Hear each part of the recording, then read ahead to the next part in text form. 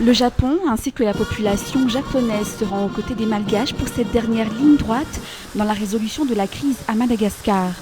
En effet, un nouvel ambassadeur a été désigné pour représenter le gouvernement japonais dans la grande île en la personne de Ryuhei Osoya. Avant d'avoir été choisi pour ce poste d'ambassadeur, ce diplomate était directeur exécutif au sein de l'UNESCO. Selon ses dires, le gouvernement japonais est prêt à apporter sa contribution dans le financement des élections. Tokyo qui se dit particulièrement ravi par la volonté des Malgaches, mais surtout de l'État, à se diriger vers les élections.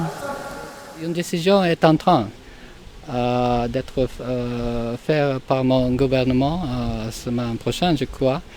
Donc, mon gouvernement sera heureux de contribuer, faire une contribution financière pour le processus électoral à travers le PNUD. Et je crois que ça sera au niveau de la somme de 1,1 million de dollars.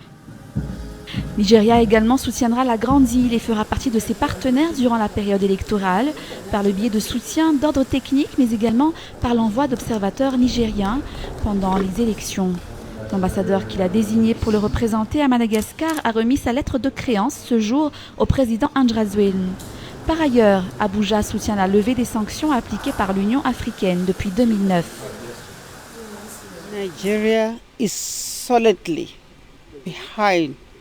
Le Nigeria soutient entièrement la levée des sanctions infligées à Madagascar. Il est prêt à le soutenir et à réaliser de grandes choses pour ce pays extraordinaire.